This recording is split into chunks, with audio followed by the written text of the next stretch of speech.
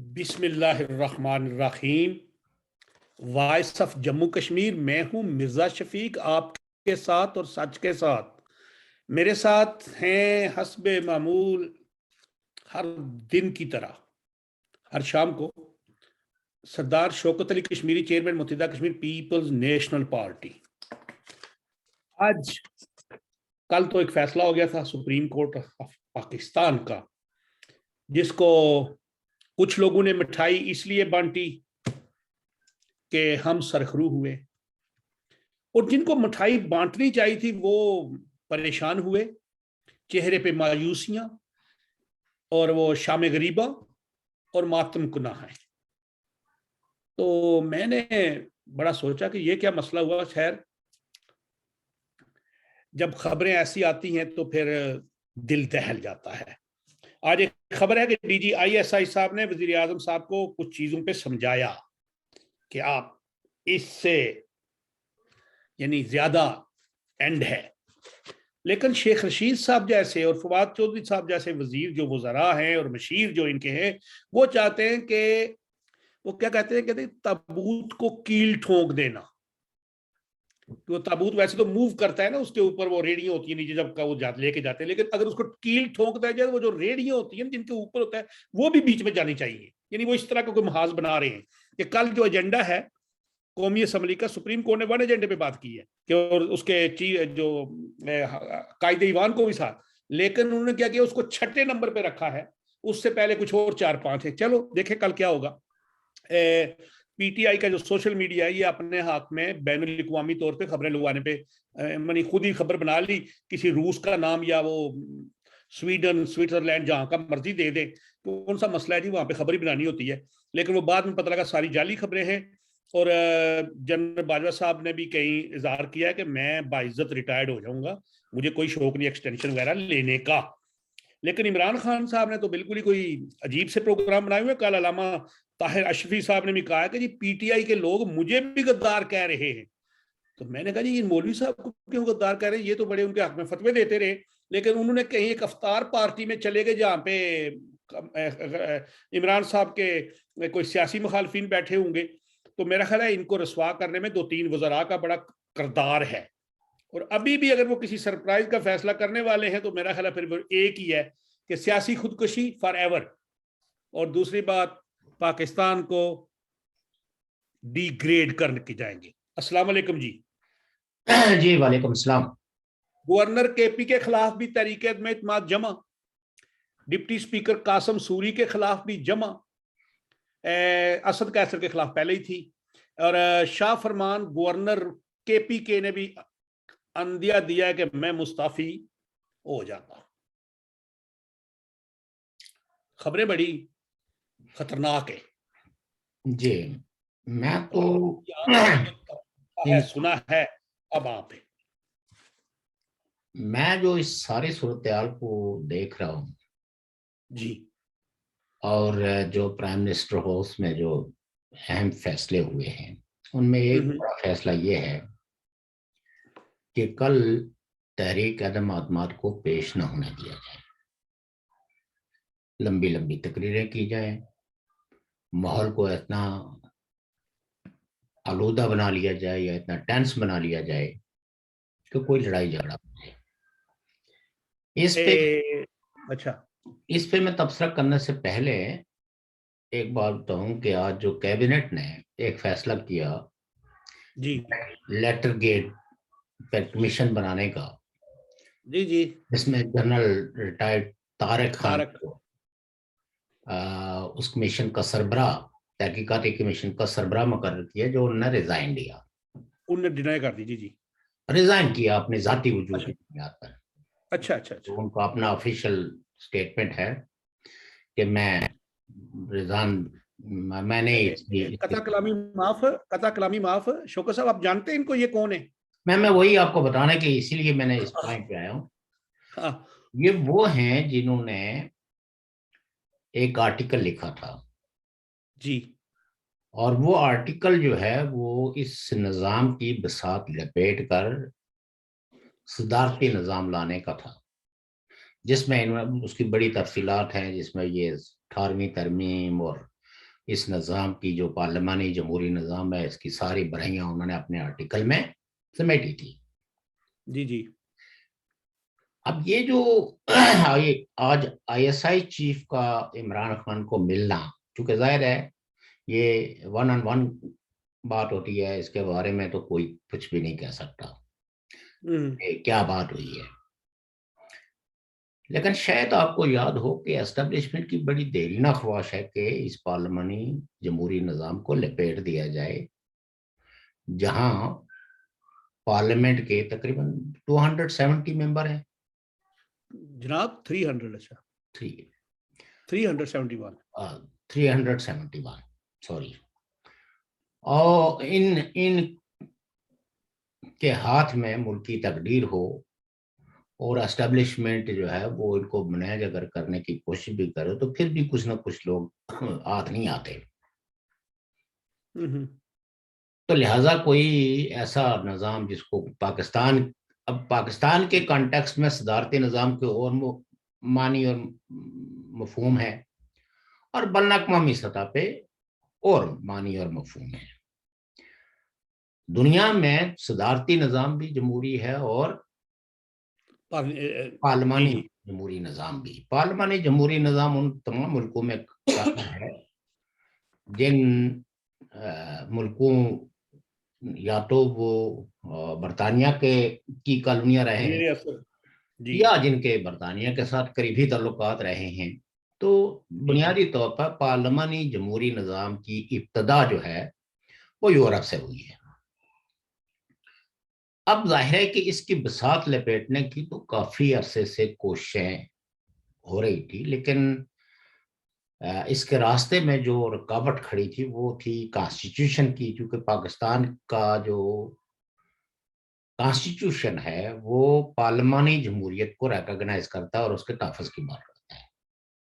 जी without any amendment ये तो possible है नहीं कि अगर पार्लियामेंट जो है वो इस निज़ाम की बसात को खुद ना लपेट के तो एक नया पार्लिमानी यानी अमेंडमेंट ना करे कॉन्स्टिट्यूशनली, तो ये जंप तो किया नहीं जा सकता। तो जो सूरत हाल इस वक्त आ रही है, मुझे पता नहीं क्यों ये खदशा लग रहा है कि बेसिकली इस निज़ाम की बसात लपेटने की कोशिशें हो रही हैं। बज़ाहिर कल सुप्रीम कोर्ट ने जो फैसला दिया, इसको सारे ही जो कॉन्स्टिट्यूशनल एक्सपर्ट हैं वो इसको अप्रिशिएट कर रहे हैं। ओवरऑल पाकिस्तान में अगर आप देखें तो सारी ही जमहूरी फोर्सेस इस फैसले को बहुत सराह रही हैं, क्योंकि पाकिस्तान के सुप्रीम कोर्ट से इतने बोल्ड डिसीजंस की, इतनी कॉन्स्टिट्यूशनल डिसीजंस की जो है वो तवक्को नहीं की जा रही थी। बल्कि आज भी कुछ नाकदीन जो है वो ये कह रहे हैं कि इस दफा तो पहले तो जो फैसले आते थे सियासी रहनुमाओं के खिलाफ, तो उसके लिए तो जो है ना वो कामें और फुल स्टॉप और ये सारी चीजें दुरुस्त करने के लिए टाइम लग जाता था, और सुप्रीम कोर्ट जो है वो फैसले करके तो इंतजार कर रही होती थी फैसले आने का। लेकिन इस दफा ये है कि कहते हैं कि जी वो जब सो मोटो लिया गया तो उसके साथ ही दूसरे तीसरे दिन जो है वो उनको फैसला उनके हाथ में थमा दिया गया, और जो जो पढ़ के सुनाया गया। मैं बहरहाल इस नजरिए को या इस थ्योरी को इस वक्त बाई नहीं कर रहा हूं, लेकिन मैं ये समझता हूं कि ये पीसफुल ट्रांजिशंस तो नहीं होगी। और पीटीआई के जो वज़रा, खास करके वो लोग जिनके जो मशहूर हैं, जिनके ताल्लुकात डीप स्टेट के साथ, और कई तो बरसरे आम ही कहते थे कि हम तो गेट 4 की पैदावार है। तो गेट 4 तो GHQ का वो गेट है जहां आर्मी चीफ बैठते हैं और जहां डीप स्टेट के दीगर लोग भी बैठते हैं। तो ये जो इस वक्त तक की सूरत हाल देखना, कोई हुकूमत या कोई पॉलिटिकल लीडर जिसमें थोड़ी भी कोई, मैं शर्म व हया तो नहीं कहूंगा, शायद वो दुरुस्त टर्मिनोलॉजी ना हो, लेकिन डिसेंसी और जमहूरियत के साथ छोटा मोटा भी अगर कोई ताल्लुक हो, तो मेरे ख्याल में जब एक लीडर ऑफ द हाउस अपने हाउस की मेजोरिटी का एतमाद खो देता है, तो वो रिजाइन करता है। यही सिविलाइज्ड वर्ल्ड के अंदर हमने लीडरों को ऐसा करते हुए देखा है। और तीसरी दुनिया में भी जहाँ जहाँ, या कहीं अगर फर्ज करें कि जहाँ जहाँ लोगों ने एक्सरसाइज किए हैं इस हक को, तो मेजोरिटी जो है ने जब एकदम एतमाद कर दिया, तो वज़राए आज़म जो है ना वो घरों को चले गए। जिसमें इंडिया की ही मैं मिसाल दूंगा, चूंकि पाकिस्तान के पड़ोस में वाहिद वायबल डेमोक्रेसी जो है वो इंडिया के अंदर ही है। और वहाँ जब जो वाजपेयी साहब थे, अटल बिहारी वाजपेयी, तो उनके खिलाफ जब नो कॉन्फिडेंस आई, तो अब ये देखें कि वो जो मोशन है वो एक वोट से जी कामयाब। और उन्होंने कोई वो नहीं कहा कि ये कोई कंस्पिरेसी है, मैंने तो इंडिया इंडिया शाहीन का नारा लगाया था, हमारी इकोनॉमी इतनी। और इनफैक्ट वाजपेयी साहब के दौर में इंडियन इकोनॉमी को बहुत बूस्ट मिला। और जो इंडिया शाइनिंग का उनका नारा था, उसमें बहुत हद तक उनकी इकोनॉमी उसके इस नारे की तायद और हमायत कर रही थी। लेकिन फिर भी जमहूरी इक़्तिदार और डिस डिस डिसेंसी के जैसे उन्होंने अपने आप को कुर्सी से अलग कर दिया।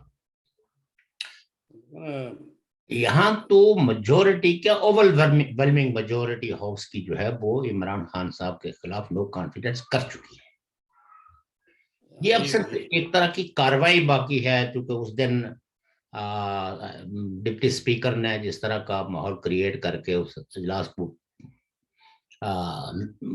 अनलिमिटेड पीरियड के लिए मुलतवी कर दिया और तहरीक आदम अदमात को रिजेक्ट कर दिया, जो उनका बेसिकली अख्तियार नहीं था, और कानून ने भी यही कोर्स लिया। लेकिन सुप्रीम कोर्ट के फैसले के बाद भी खास करके जो वफाकी वजीर हैं, जिनके बारे में हर कोई जानता है कि एस्टेब्लिशमेंट के साथ उनके बड़े करीबी ताल्लुक है, एस्टेब्लिशमेंट का दस्ते शफ़क़त हमेशा उनके सर पे रहा है, वो है शेख रशीद और फवाद हुसैन चौधरी। फवाद हुसैन फवाद, हाँ फवाद चौधरी जी, फवाद हुसैन फवाद और है। अच्छा, फवाद हुसैन, वो बेचारा जेल 2.5 साल काट गया है। तो वो जनाब है, जिस तरह की आज उन्होंने मीडिया से टॉक की है, तो उससे मुझे अंदाजा आता है कि ये बहरहाल कोई ग्रेट गेम है। और सुप्रीम कोर्ट के पास ऐसी कोई पावर नहीं है कि वो हाउस के अंदर होने वाली उस सारी कार्रवाई को सुपरवाइज कर सके। हालांकि उनका ऑर्डर बहुत क्लियर, बहुत वाजे, बहुत वाशगाफ है कि 10:30 बजे से पहले पहले नो कॉन्फिडेंस मोशंस को कंक्लूड किया जाए। लेकिन आप ये देखें कि उसी ऑर्डर की खिलाफ वर्जी करके तो उन्होंने 6 एटम एजेंडास रखे हैं। और जो एटम एजेंडा है वो 6 पे है, नो कॉन्फिडेंस मोशन, यानी लास्ट एजेंडा है। उससे पहले तकरीरें और तलावत और वो सारी चीजें होंगी। हालांकि तलावत के बाद, नात के बाद जो तीसरा एजेंडा होना चाहिए था वो नो मोशंस, फिर रेफरेंडम कराना था, लेकिन वो नहीं, बल्कि वो 6 एजेंडा है। अब उससे पहले तकारीर या डिबेट रखी है, और उस डिबेट में माहौल कितना तल्ख बनता है, या किसी एक जो हुक्मरान बेंचों से किसी एक की तकरीर वहां किस तरह का माहौल क्रिएट करती है, यू यू नेवर नो। आप कोई प्रिडिक्ट नहीं कर सकते कि उसके बाद क्या हाथापाई, कोई क्या लड़ाई। और अगर फर्ज करें कि ये जो 140 के करीब मेंबरान असेंबली इस वक्त जो हुकूमती बेंचों पे बैठे हुए हैं, वो 140 के 40 हमलावर हो जाए, बेशक इधर 200 या 250 है, तो ये तो बड़ा आसानी के साथ स्पीकर को जवाब मिल जाएगा कि चूंकि असेंबली का जो माहौल था वो ऐसा था ही नहीं कि मैं वोटेशन में जाता। यानी परवेज लाई फार्मूला जैसे अभी हुआ है नहीं, बलूचिस्तान में, परवेज इलाही फॉर्मूला तो हाँ कमोबेश वैसा ही। उसने भी ऐसे किया कि हमलावर हो गए जी, वो ये हो गया। कमोबेश वैसा ही। और उसके बाद सूरत हाल को इतना मजीद बगाड़ दिया जाए, बावजूद इसके कि अवाम ने इमरान खान साहब की सारी अपीलों को वेलमिंग मेजोरिटी के साथ रिजेक्ट कर दिया। उन्होंने कोई सड़क ब्लॉक नहीं की, कोई बस, कोई प्रॉपर्टी, किसी किस्म का कोई जलाओ गिराव भी नहीं हुआ, और कोई इतना लाखों का मजमा भी किसी जगह बैठा नहीं हुआ। इसलिए अवाम ने तो सुप्रीम कोर्ट के फैसले की तायद भी कर दी, और 3 अप्रैल को जो असेंबली के का जो मंजरनामा था, उस मंजरनामे में लोगों की अगर आरा को देखना हो तो वो ये था कि वो नहीं चाहते कि इमरान खान साहब मजीद इक्तदार की कुर्सी के साथ चिमटे रहे। लेकिन अगेन वो कहना कि अगर पाकिस्तान एक बनाना रिपब्लिक नहीं है, तो फिर किस आस के अंदर हुकूमती बेंचों पे बैठे हुए लोग जो है ये नारेबाजी कर रहे हैं, ये दावे कर रहे हैं कि जी अचकनें टंगी रह जाएंगी। तो इसके पीछे किसी ना किसी हाथ को तलाश करना होगा। फिर मेरा ख्याल है कि सुबह गुजरांवाला से 200-300 पहलवान इकट्ठे करके तो असेंबली के अंदर खड़े कर दें, भाई जो बंदा कोई करे उसको पकड़ना। ऐसा बिल्कुल नहीं हो सकेगा। पहलवानों को दाखिल कोई भी नहीं होने देगा, क्योंकि पहलवान जो है वो नून लीग के पास और दीगर पार्टियों के पास उनसे ज्यादा बड़े हैं। ये जो कुछ भी होगा वो असेंबली के अंदर ही होगा, और मुझे बहुत शदीद किस्म की लड़ाई नजर आ रही है। फौज की एक कंपनी भेज दें अंदर बस। अब चूंकि असेंबली की प्रोसीडिंग्स में अगर अगर जो जो स्पीकर है वही, वो जिसको कहते हैं ना कि कुत्ती अगर चोरों के साथ मिली हुई हो तो सामान का की हिफाजत कैसे हो। आप मिसाल उर्दू में देते थे, मिसाल ये पंजाबी की होती है। अच्छा। हाँ, मैं ये कहता हाँ, हूँ कि अगर कुत्ती चोरों के साथ मिली हो, यही ना, ये आपने उर्दू में बोला है ना। हाँ, तो तो जी, तो माल की हिफाजत है तो नहीं मिल सकती, यानी आप चौकीदार ही। चौकीदार, आप ऐसा कहा करें चौकीदार जो कि चौकीदार। यहाँ जो है वो चौकीदार होता है स्पीकर, जिसको कस्टोडियन ऑफ द हाउस अब बात हुई ना जी। जिसको कस्टोडियन ऑफ द हाउस कहते हैं। और कस्टोडियन ऑफ द हाउस यानी स्पीकर और डिप्टी स्पीकर, उनका जो कंडक्ट रहा है वो तो ऐसा नहीं है कि जिसकी बुनियाद पे आप कह सकें कि कल के माहौल को बेहतर बनाने के लिए स्पीकर जो है वो कोई ऐसा रोल प्ले करेगा कि जो लोग भी हंगामा आराई कर रहे हैं, शोर शराबा कर रहे हैं, तो वो गार्ड को हुक्म दे के इनको उठा के बाहर फेंक दो। क्योंकि बुनियादी तौर पर अगर स्पीकर फेयर हो तो उसने सिर्फ ये देखना है कि मेजोरिटी जो है वो मोशन के हक में है या उसको रिजेक्ट करना चाहती है। और तकरीरों का तो कोई, या डिबेट का तो अब कोई वो है ही नहीं कि जब सुप्रीम कोर्ट ने कह दिया कि 10:30 बजे से पहले पहले, तो या तो स्पीकर जो है वो 6 बजे अजलास बुला लेता। नहीं, 9 बजे बुलाए बस। मैं 6 बजे बुलाता, 9 बजे बुलाता, उसने 10:30 बजे। आप ये नहीं, देखें, 10 बजे। 10:30 बजे। अच्छा। चलो, अगर आप मैं आपकी मैंने देखा है मालूमात, कहीं 10 बजे बुलाया, अजलास 10 बजे बुलाया है। तो तो इसलिए मुझे खतरा जो मैं महसूस करता हूँ, ये जो हालात गुज़श्ता 24 घंटे में रहे हैं, जो डेवलपमेंट हुई है, तो उसके पीछे डीप स्टेट का हाथ है कि इस निज़ाम की बसात लपेटी जाए, लेकिन ऐसे इस तरह लपेटी जाए कि जिससे मुर्दे इल्जाम पार्लिमानी जमहूरी निज़ाम हो। ये ना कोई कहे कि इसमें पीटीआई जिम्मेदार है या पीटीआई के एमएनए जिम्मेदार हैं, बल्कि ओवरऑल कहा जाए कि ये जो पॉलिटिकल पार्टीज हैं ये तो सारी इनोसेंट हैं, लेकिन इन्होंने जिन लोगों को पार्लियामेंट के अंदर भेजा है ये बहुत अनसिविलाइज्ड हैं और ये लड़ाई झगड़े करते हैं, और दरअसल ये निज़ाम ही यानी है जो पाकिस्तान को यानी नहीं करता।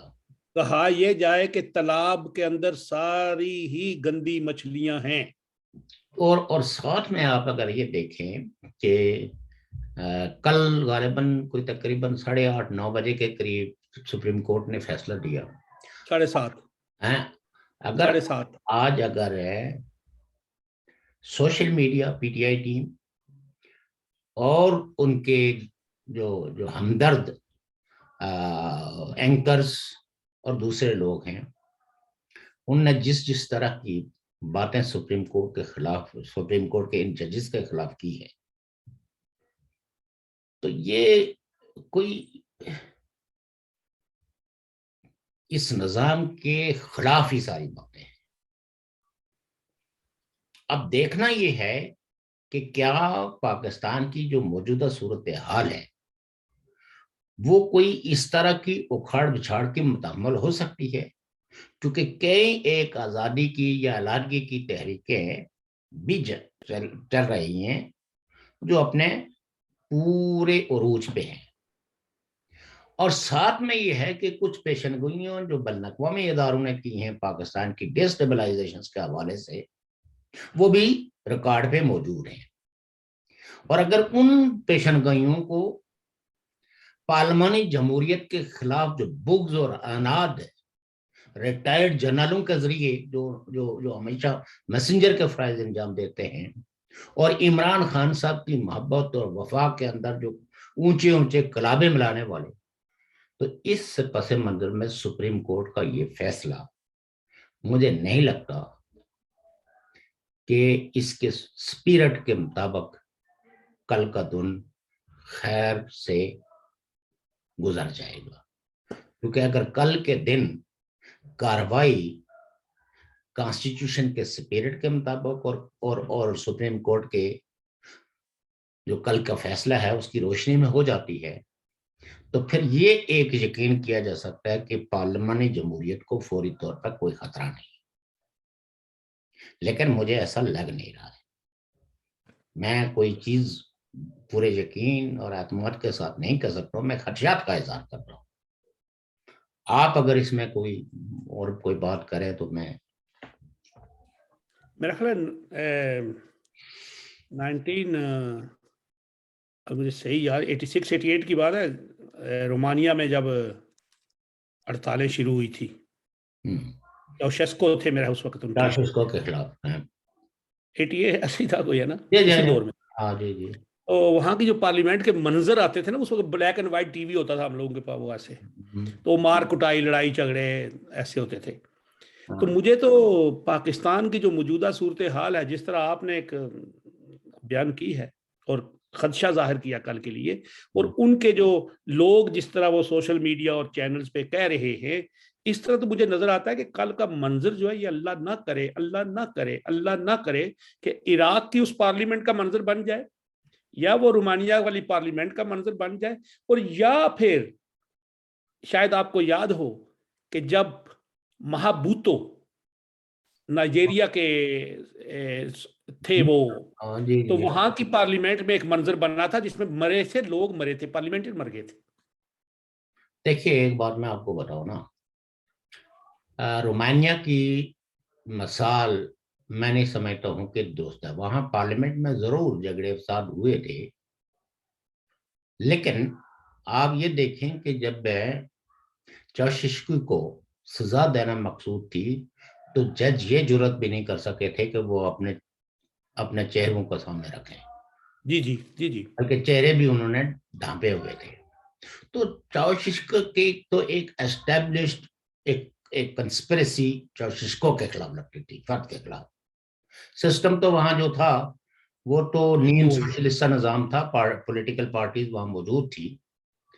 बट एनी हो, अगर आप ही के बयानिया को दुरुस्त मान लिया जाए तो ये सिचुएशन कोई खुशाइन सिचुएशन नहीं है। नहीं है। बावजूद इसके कि सुप्रीम कोर्ट के इस फैसले की तायद, हमायत और तारीफ और तौसीफ हर जगह हो रही है, लेकिन ग्राउंड की जो सिचुएशन है और खास करके जो रूलिंग पार्टी है वो इन फैसलों को मानने के लिए तैयार नहीं है। एक अर्ज है शौकत साहब, जी अर्ज, जी सुप्रीम कोर्ट का फैसला, जी। पाकिस्तान की सबसे बड़ी आला अदलिया का फैसला, हम्म। पाकिस्तान हो या कोई भी मुल्क हो, वहां पे 3 या 4 ऐसे अदारे होते हैं जो बड़े होते हैं ठीक है। सामने, जी जी बात। अदलिया, मुकन्ना और ये जिस तरह भी आता है सब कुछ आता है। तो हम्म क्या सुप्रीम कोर्ट के फैसले पर अमल दरामद करवाना हम्म। उन अदारों का काम नहीं है जिनके पास पावर है, जिनके पास फिजिकल पावर है? ये नहीं, मैं ये समझता हूँ ना कि ये तो आप वो बात कर रहे हैं कि अगर फर्ज करें कि ये इस सूरत हाल को यानी सुप्रीम कोर्ट के फैसले पर अमल दरामद नहीं हुआ तो किन लोगों पे सुप्रीम कोर्ट कंटेम्प्ट लगा सकती है। सुप्रीम कोर्ट क्योंकि कॉन्स्टिट्यूशनली जो प्रोसीजरल मैटर्स हैं नेशनल असेंबली के उनमें मुदाखलत नहीं कर सकता, फिर तो और वही ना बात ही होगी। सुप्रीम कोर्ट की ये कोई कॉन्स्टिट्यूशनल रिस्पॉन्सिबिलिटी है कि सुप्रीम जो जो नेशनल असेंबली के अंदर है लॉ एंड ऑर्डर की सिचुएशन को मेंटेन करना ये कोई सुप्रीम कोर्ट का काम है। ये तो बेसिक प्रिंसिपल जो गार्डियन ऑफ द हाउस है वो है स्पीकर, और इसीलिए स्पीकर के पास ये पावर्स हैं कि वो चाहें तो किसी भी असेंबली मेंबर की रुकनीत को मअतल कर सकते, खत्म नहीं कर सकते, मअतल कर सकते हैं। किसी को भी चाहें तो वो हाउस यानी असेंबली के फ्लोर से उनको बाहर भेज सकते हैं, और अगर वो बजिद रहे तो वो जो गार्ड है सिक्योरिटी। सार्जेंट ऑफ आर्म्स जो होता है जी, हेड। लेकिन लेकिन सर एक मेरी अर्ज सुनिए। एक सुनिए, लेकिन जी जी, बात नॉर्मली करें। नॉर्मली जी। जब दिन मुकर्रर हो हम्म, नो कॉन्फिडेंस का, हम्म, तो उस दिन जो स्पीकर है उसकी पावर्स जो है वो किसी भी मेंबर को ना तो वो मुअत्तल कर सकते हैं और ना ही वो उससे उठा के उसको बाहर फेंक सकते हैं, नंबर एक। हम्म, लेकिन हम्म, लॉ एंड ऑर्डर की सिचुएशंस को मेंटेन करना ये उनकी जिम्मेदारी है, या फिर वो रिपोर्ट जो ध्यानदारी से हो, क्योंकि कल का तो प्रोग्राम ऐसा तो है नहीं ना कि कोई खुफिया प्रोग्राम हो, वो तो सारे टीवी चैनल्स वहां लगे होंगे। लेकिन अगर कल असेंबली के फ्लोर पे वो सिक्योरिटी का बहाना करके तो किसी को अंदर जाने की परमिशन ही न दे किसी मीडिया हाउस को सवाए पीटीवी के, और अगर वो मेंबरान असेंबली को अलाउ ही ना करें कि वो कोई अपना मोबाइल फोन लेके जाएं जिससे कोई वीडियो बन सकती हो, ये सब चीजें पॉसिबल है चूंकि जब है मेरी बात शायद आप हाउस नहीं। हाउस ऑफ कस्टोडियन जो है ना हम्म, उसकी बदनीति जो है वो एस्टेब्लिश्ड है। सर मैंने जो बात की थी ना, जी जी जी वो ये था कि एक लतीफा सा बना हुआ है कि कोई एक वालिद था ना घर का सरबराह, जी जी वो जी। शराब वराब पीता था, याशी करता था, उसके 4 बेटे थे, बड़े अच्छे बच्चे थे। हम्म तो उन्होंने बड़ा पूछा मौलवी साहब से कि मौलवी साहब भाई हमारा वालिद ये करता है, कुछ समझाएं बुझाएं कि आप, पूरा गांव आपकी इज्जत करता, आप कस्टोडियन बने हुए गांव के। उन्होंने कहा यार बेटा, ये आपका जो वालिद है ना, ये किबला काबा होता है, तो इसके लिए आप कुछ नहीं कर सकते, तो ये इसका हक है, जो मर्जी करे, तुम्हें ये करे वो करे। उसने कहा अच्छा, झाड़ दे और निकाल दे। एक दिन चारों ने सलाह की, उन्हें डंडे पकड़े और अब्बे को गली में खिलाड़ दिया।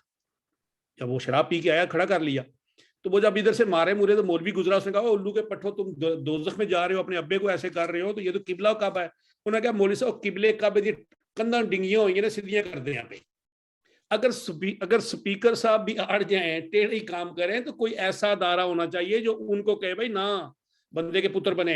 ना, ये तो आप कहते हैं ना होना चाहिए, ये तो आप खुश का इजहार कर रहे हैं ना। जी लेकिन जी। अनफॉर्चुनेटली जो क्योंकि ये सिचुएशंस कभी पेश नहीं आई है, तो लिहाजा जो कॉन्स्टिट्यूशन के अंदर जो प्रोसीजरल चीजें हैं नेशनल असेंबली हॉल की, जी। इवन उसमें सुप्रीम कोर्ट को बाउंड किया गया है कि आप उनके मैटर्स को, वहां होने वाली तकारीर को, इन चीजों को आप नहीं। नहीं छेड़ सकते, नहीं हिला सकते। उन्होंने जो एक्शन लिया वो एक मिलिटेंट कॉन्स्टिट्यूशनल खिलाफ वर्जी पे लिया और उसी पे फैसला दिया। लेकिन मार कुटाई तो ये प्रोसीजरल बात है ना। तो सर अगर कॉन्स्टिट्यूशन में देखा जाए तो वजीर आजम के घर की दीवारें भी बंदा नहीं फलांग सकता, तो वहां पे अगर कॉन्स्टिट्यूशन के उसको देखते हैं कि ये काम खराब हो रहा है हम इधर करें, तो इधर भी कर सकते हैं। वो अगर अगर करने को तो बहुत कुछ हो सकता है, लेकिन बदकिस्मती से जो है वो हो नहीं रहा है ना। हाँ अदरवाइज जी। अदरवाइज अगर स्पीकर को कह दिया जाए कि नेक नीति से बैठ के तो ये काम आपने करना है जो हाँ हमेशा बस करते रहे हाँ, हैं, बिल्कुल। जो फैसले हमेशा लिख के सुप्रीम कोर्ट के हवाले करते रहे हैं, अगर उन्होंने इस फैसले पे अमल दरामद करने के लिए जितने भी लॉ इन्फोर्स एजेंसीज हैं वो सिर्फ स्पीकर को मैसेज दे दें कि अगर छोटा सा आपने टेलीफोन। इधर ही रहना है तो कोई बदमाशी जो है या एक्स्ट्रा कॉन्स्टिट्यूशनल एटीट्यूड जो है वो बर्दाश्त नहीं किया जाएगा। एक तो और बात भी, असूली तौर पे तो ये स्पीकर मुकर चेयर भी ना करे, इनके खिलाफ तो तहरीक अदम उसने जमा करवाई अब हुई है, उसूलन तो ये भी है कि कल और मतलब ये तो डिप्टी स्पीकर के खिलाफ भी हुई है।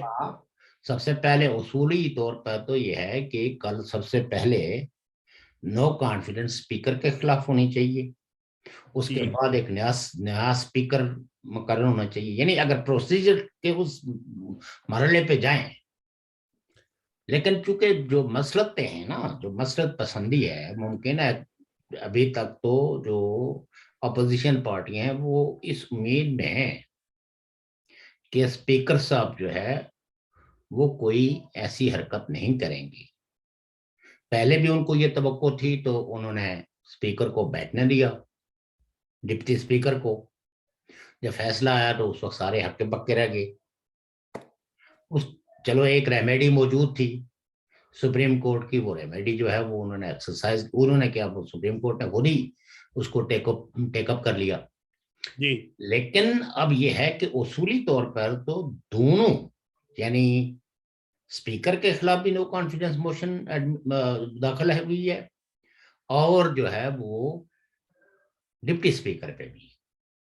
जी। और अगर स्पीकर जो है वो जाके बैठे और बैठने के साथ ये कहे कि चूंकि आपने मेरे खिलाफ अदम एतमाद की करारदाद पेश की हुई है तो क्या मैं बैठ सकता हूं या नहीं।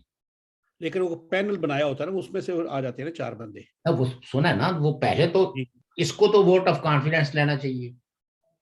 अगर स्पीकर ने कोई बदमाशी करनी हो और उस बदमाशी के पीछे जो है वो कानून को भी देख रहा हो तो वो सबसे पहले और असेंबली के फ्लोर पे उनको बड़ी आसानी के साथ इस वक्त अपोजिशन जो है वो वोट ऑफ कॉन्फिडेंस दे दे रही कि ठीक है जी हम अपनी, तो उसके बाद फिर उसके पास कॉन्स्टिट्यूशनल पावर्स हैं, फिर वो जो भी एक्सरसाइज करेगा। तो मैं तो ये समझता हूँ कि अगर अपोजिशन को विजिलेंट हो तो उनको सबसे पहले उसका बैठने पे ही फ्लोर पे क्वेश्चन रेज करना चाहिए कि आप किस हैसियत में बैठे हुए हैं, क्योंकि प्रोसीजर इतना इतना इतने के तहत एक ऐसा स्पीकर जिसके खिलाफ नो कॉन्फिडेंस हो वो वो चेयर नहीं कर सकता। वो चेयर नहीं कर सकता। नहीं कर सकता। डिप्टी चेयर भी पर भी वैसा ही एतराज आएगा। उस पर भी हो गई है ना। यही ना। उसके बाद फिर जो है वो एक पैनल जो है वो बना हुआ है पहले ही। पहले से बना हुआ है। तो उस पैनल में जो सीनियर पार्लियामेंटेरियंस होगा वो जो है वो आके चेयर करेगा और वो ये काम करेगा। अगर ये इस प्रोसीजर को उन्होंने अडॉप्ट किया तो पॉसिबली के वोट ऑफ नो कॉन्फिडेंस एक लीगल प्रोसीजर के तहत हो जाए। क्योंकि पहले भी जो अयाज सादक साहब की उसमें भी अपोजिशन की जो गलती थी कि उन्होंने खुद ही एक फैसला किया असेंबली के फ्लोर पे और खुद ही उसको सिंबॉलिक कह दिया कि हमने सिंबॉलिकली अपनी मेजोरिटी साबित की। वो चाहते तो वही रेजोल्यूशन करके तो सेक्रेटेरिएट को भेज देते कि ये हमने इस लॉ के तहत, चूंकि लॉ मौजूद है, अब यह है कि सेक्रेटेरिएट फौरी तौर पर इसका नोटिफिकेशन जारी करे।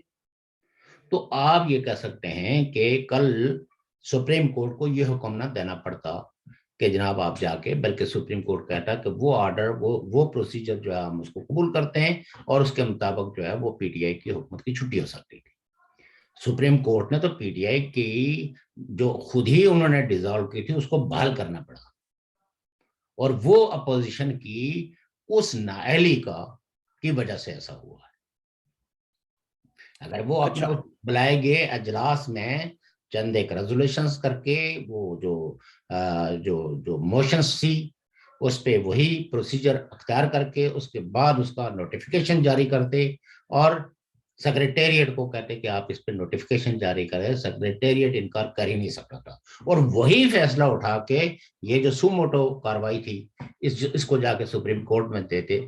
अच्छा, यानी हो कल गया। अब वो कहते हैं ना कि जो मुक्का आपको बाद में नजर आए, लड़ाई में याद ना आए, तो वो फिर अपने ही मुंह पे मारना चाहिए। अच्छा, वो जो फैसल सब्जवारी साहब है, जानते हैं ना आप? जी जी जी जी MQM के। कल उनका एक इंटरव्यू था, एक प्रोग्राम में थे। जी जी उन्होंने कहा जी वो साकब नसार साहब ने जो वजीर आजम, क्या नाम है, इमरान खान साहब को सादक और अमीन वो कहा था, तो इनके फेल को, इनके हुक्म को सुप्रीम कोर्ट ने बदनीति पे किया और यानी कि गलत कर दिया, मुजरम हो गए ये अभी। लिहाजा इनका वो जो सादक और अमीन वाला मसला है वो तो अभी गया, और हम तो पहले बमजबूरी इनके साथ थे, अब हम बारजा अपोजिशन के साथ गए हैं। वो सवाल किया ना कि आप कल जी जी जी फिसल वो ना जाए। वो मैंने इस कहा हाँ, हमारी ऐसी बातें मशहूर है हमारी कि फिसले वाली वो थी, लेकिन अब हम बारजा आए हैं। इस पे जो है ना वो एक अफवाह ही है, लेकिन खबर तो गर्दिश कर रही है ना मीडिया पे। जी वो ये है कि किसी जनरल साहब ने से पीटीआई की ओपन ने फोन करवाया परवेज इलाही साहब को। उन्होंने कहा हाँ, कि वो रिटायर्ड ब्रिगेडियर थे कोई, जी जी, वाडवा आप, साहब ने करवाया। हाँ, वाडवा साहब ने, उस वाडवा साहब ने। उसने कहा आप इधर क्या तलाश कर रहे हैं, जो है ना कभी किसी के पास तो कभी किसी जाएं जाके प्राइम मिनिस्टर हाउस में या अपनी गला में जो जहाँ प्राइम मिनिस्टर बैठे हुए हैं, तो उनसे जो है वो लें तो उसका इस्तीफा, और जाके जो है ना वो वजीर आला पंजाब का हल्फ उठाए। और उन्होंने कहते हैं कि बिना सोचे समझे, चूंकि ये जनरलों के हुक्म की इतनी ताबेदारी करते हैं कि ब्रिगेडियर जी, विजडम उस वक्त इनको बाकी जो आम जिंदगी के अंदर जो इनकी चालाकियां और सारी चीजें वो भूल जाते हैं। वो समझते हैं कि ये हुक्म ऊपर से आ गया है, तो लिहाजा इसकी हुक्म अदूली नहीं होनी चाहिए, कोई डिले नहीं होना चाहिए। और उन्होंने वो सीधे गए और वहीं प्राइम मिनिस्टर हाउस से जो है ना वो ऑर्डर जारी हो गया। और हत्ता के उन्होंने अपनी पार्टी के जो चंद एक लोग थे, जो एमएनए थे या एमपीएस थे, या अपने बड़े भाई जो चौधरी शुजात साहब हैं, उनसे मशावरत किए बगैर वो वहीं से जनाब ऐलान कर दिया उनने कि हम और उस पर बगावत भी हो गई। उनके अपने जो एमएनए थे उन्होंने इनकार कर दिया कि हम इमरान खान को वोट नहीं देंगे, लेकिन वो लाहौर चले गए। इसी तरीके से कहते हैं कि एमकेएम के लोगों को भी एक फोन आया और करवाया मैं उसने। कहा कि जी आप इमरान खान साहब तो कहीं जाने वाले नहीं है, इन्होंने तो अभी रहना है, तो आप 1.5 साल पहले ही क्यों इतने उतावले हो रहे हैं हम्म। कि आप जाके अपोजिशन बेंचों में बैठेंगे, तो लिहाजा इमरान खान की हमायत करें। उन्होंने कहा जी आप कौन है, तो उन्होंने कोई किसी, ब्रिगेडियर से रिटायर्ड, जी जी। हाँ रिटायर्ड तो आप कह रहे हैं ना, उन्होंने तो नहीं कहा ना, मैं आप, रिटायर्ड बोल रहा हूँ, जी जी उन्होंने जी, तो उन्होंने नहीं, हाँ उन्होंने मैं नाम जनरल बताया। बाजवा साहब के। हाँ, तो एमकेएम वाले तो जरा थोड़े इस मामले ओल्ड में है। हैं। उन्होंने कहा जनाब हमने तो आपके बॉस से बात कर ली है, और उन्होंने कहा हम न्यूट्रल हैं, आपको जिधर मर्जी है। तो लिहाजा यह है कि अगर आपने वो करना है तो उन्हीं से फोन करवाएं। तो फिर हम पूछते हैं कि कल तो आपने कहा था कि हम न्यूट्रल हैं, तो हाल आज क्या है? आपको इमरान खान साहब की मोहब्बत कैसे जाग गई? तो नतीजा ये है कि एमकेएम तो उस गिराव में नहीं आई, लेकिन अब परवेज इलाही साहब के लिए कहते हैं कि जनाब क्या 100 गंडे भी, 100 प्याज भी खाए प्याज और 100 भी और गंढे 100 भी। हैं गंडे भी, या पता है उसमें फर्क क्या तो है तो MQM में? तो MQM और इनमें पता है फर्क क्या है? MQM और हम्म, ये दूसरी सियासी जमातों में फर्क है एक। जी जी MQM के जो लीडर या जो ये MNA और जो वजीर और जो जितने लोग बने हैं ना, ये हम्म। ग्राउंड से आए हैं, कुछ करके आस्ता आस्ता ऊपर आए हैं, इनको एजुकेटेड है, सर बात यह है ना कि इससे ग्राउंड से या कहीं भलाई इनमें तक तजर्बा तो बड़ा होता है डॉक्टर साहब, ये तजर्बा तो बड़ी। ना, ये कॉमन सेंस की बात होती है। आप ये कह सकते हैं कि बाकी लोगों की निस्बत उनमें कॉमन सेंस ज्यादा प्रिवेल करता है। लेकिन बाकियों में कॉमन सेंस नहीं, बाकियों में हुक्म की बिजोआवरी का वही ना, ज्यादा प्रिवेल करता है। तो जमीनें भी तो उन्हीं के पास है ना। ये को ग्राउंड और नॉन ग्राउंड की बात नहीं है, ये होती है कॉमन सेंस की। और फिर ये है कि इतना एक विजिलेंट रहने की कि इस मौके पे क्या कोई मदाखलत पॉसिबल है या नहीं है, और अगर पॉसिबल है तो कम से कम अपने लोगों से पूछ तो लिया जाए, जिनसे वादा करके आए उनसे तो पूछ लिया जाए। तो सो एमकेएम ने इस तरह के अननोन फोनों को कोई बुकत नहीं दी, और कहते हैं कि परवेज इलाही साहब ने उसको इतनी अहमियत और इतनी फोकी दी कि अपनी पार्टी क्यादत से भी पूछे बगैर ही फैसला कर लिया, क्योंकि वो समझते थे कि अगर फैसले में जरा से भी डिले करूं तो कल अगर कोई कहेगा आपने तो हुक्म माना नहीं था तो आप पछताएं। शौकत साहब, आपने खुद ही फरमाया जी। कि ये जो मतलब असल में अंग्रेजों के दौर में ये जो लोग बने ना लीडर या जो भी चौधरी या जो भी, इनको एक अंग्रेज देता था घोड़ी पाल मुरब्बा, 25 एकड़ जमीन और एक घोड़ी होती थी, वो पालनी होती थी। जी। मेरे एक दोस्त हैं मियाँ चन्नू में, साहिवाल डिस्ट्रिक्ट में होता था, खाने वाला भी हो गया। तो एक चक है वहां पे 17L, वो नहर गुजरती है उसके साथ, तो वो मैं सयाल किस्म के लोग हैं, तो मैं उनकी दावत पे चला गया। तो उन्होंने मुझे बात की कि ये घोड़ी पाल मुरब्बे हमें 4 मिले, हमारे लकड़दादे परदादे को मिले। मैंने यार ये लकड़ घोड़ी पाल क्या?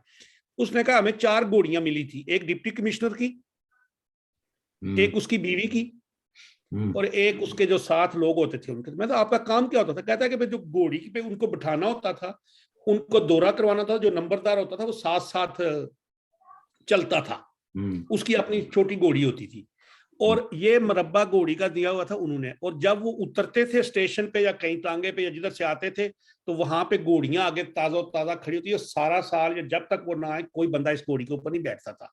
ये इतनी इताअत करते थे उनकी। और अभी भी इनके जो वो जो क्या कहते हैं जी, खमीर में वो इताअत तो है। बड़ा एनियो, अब टाइम हमारा काफी गुजर चुका है, जी जी, तो आज ठीक है जनाब। और तो कोई थी नहीं, जी, लेकिन जो कल फिर इंशाल्लाह, कल जी जी जी, कल कल मोहतरम नाजरीन सामीन, अगर कल सब कुछ ये हो गया तो मैं आज कहे हुए अपने अल्फाज माजरत के साथ ले लूंगा। लेकिन मुझे यकीन है कि कल अदम एतमाद कामयाब होगा, सुप्रीम कोर्ट के हुक्म की यानी इताअत होगी, और उसके बाद आगे जो होगा वो बहुत कुछ होगा, लेकिन कल जरूर करेंगे। और मैं दुआ करता हूं कि अल्लाह ताला अमन व अमान रखे, और वहां पे कोई फसादियत का मुजाहरा ना हो, कोई फाशिज्म ना हो।